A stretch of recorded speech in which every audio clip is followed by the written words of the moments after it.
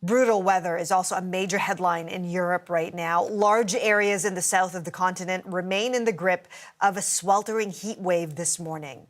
In Croatia, temperatures have soared over 40 degrees, fueling wildfires that have consumed homes and vehicles. Temperatures are expected to remain in the high 30s throughout the weekend. The heat wave is expected to break records in neighboring countries as well. And Abby Kukadasan is monitoring this story for us. She joins me now from the streets of Berlin. Good morning, Abby. What's the latest on this heat wave? Chris, here in the German capital, temperatures are expected to rise even further into the mid-30s heading into the weekend. The European Space Agency says that Northern Europe will not escape the impact of this latest heat wave, that France and Switzerland, too, will see these sweltering conditions. But as we know, right now, it's Southern Europe that's bearing the brunt of this latest heat wave that's being caused by this high-pressure system that they've named Cerberus after the three-headed monster in Dante's Inferno. If we go to Greece now, temperatures climbing into the high 30s. But despite that, thousands of tourists are flocking to landmarks there in the Greek capital, like the Acropolis. Here are what some of the tourists, including a Canadian, had to say about the conditions. Well, I'm from Canada, so I'm used to cold, so I don't mind the heat at all. I take advantage of this. We have a super short summer, so as long as I can be in the sun, I'm happy. I don't care what the weather is. We were in Florence, Rome, and had to actually have the paramedics called because the heat was so bad.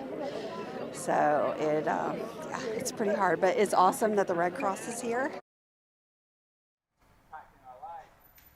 Now, the Red Cross is on site. They're handing out water bottles for free. They've set up shade tents. They're also directing tourists to public buildings that have air conditioning so they can get some relief. In Italy, too, very similar, very hot, warm condition. So at least 10 cities have issued red alerts, and officials there saying this is not just for people who they would normally consider vulnerable. This is for everyone. And in Spain, there are reports that some ground temperatures in certain areas could hit 60 degrees Celsius. If we're looking at heat maps in some places there, they're going from dark red to black, Chris, really highlighting the severity of the weather conditions right now.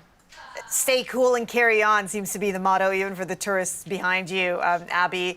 But these heat waves are pretty serious. We saw it last year. How does this compare to what we saw across Europe last summer?